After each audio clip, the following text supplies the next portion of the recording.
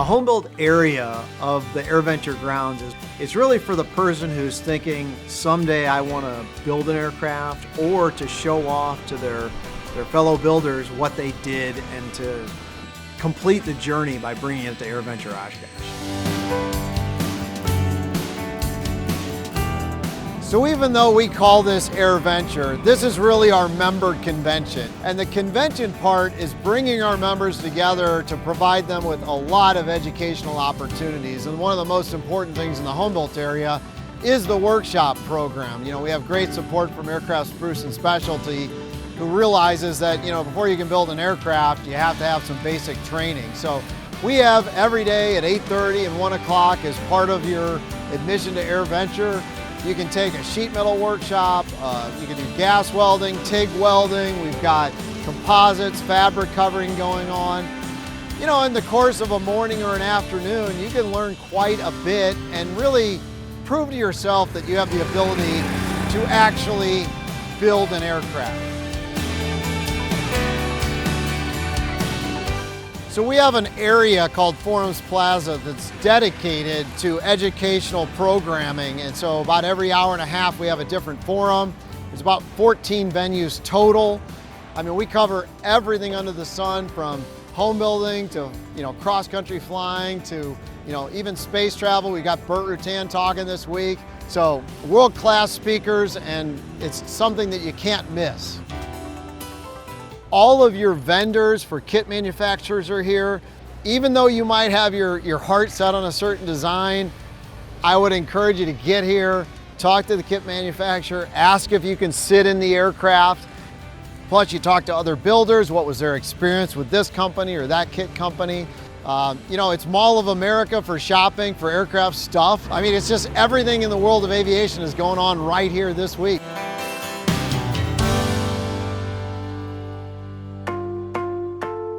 This is a prototype aircraft of our P36 replica.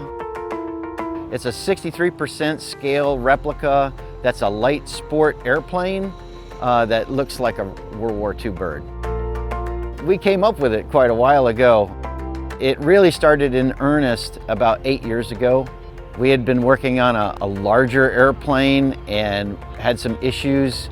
And so we were like, let's take our concept and shrink it down and make a little light sport plane out of it.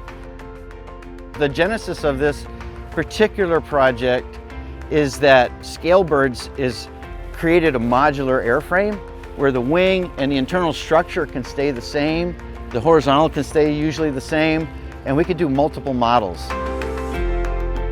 The first one out the door is going to be the P40 and the P36. You basically just change it at the finishing kit. The airframe is the same between the P36 and the P40.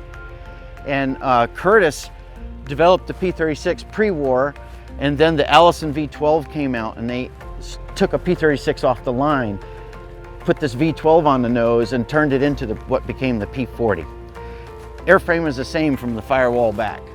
And so we're doing the same thing with the kit. You could just dress out with a different firewall forward, but other than that, it's the same airplane.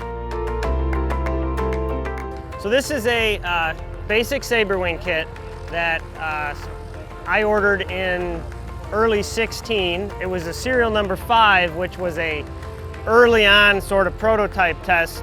Basically built the airframe for the most part as it's been designed.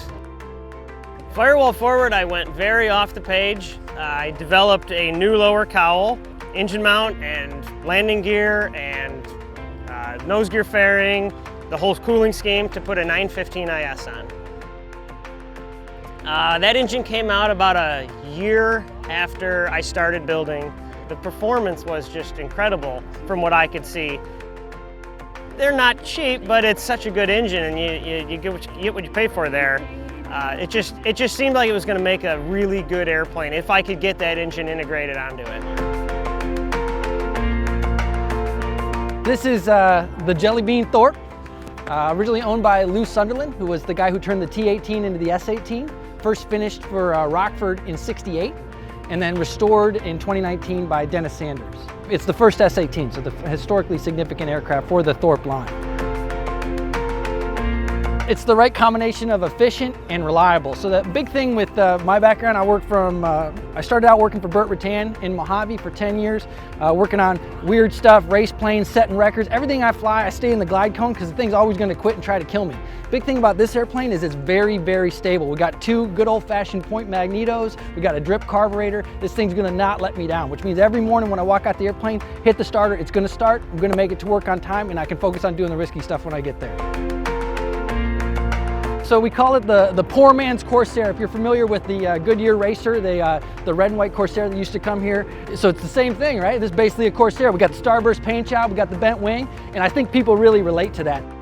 Dennis Sanders put so much work into making this aircraft what it is today, and it's great for people to see that and be able to appreciate his hard work.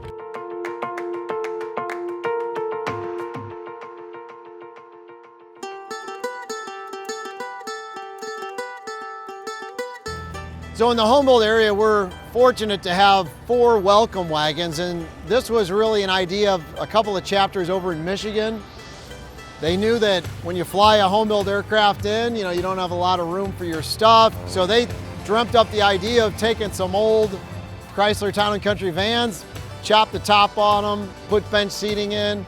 So when you pull in you taxi in your Homebuilt, you park, you can throw your stuff in there and they'll drive you to the bus stop, they'll drive you to Camp Scholl or wherever you need to go. If you need to go get a bag of ice, they can help out with that even. And we have volunteers that man those, and they dispatch and pick people up and get them where they need to go in the Homebuilt area. So it's just one of those cool little unique things about AirVenture.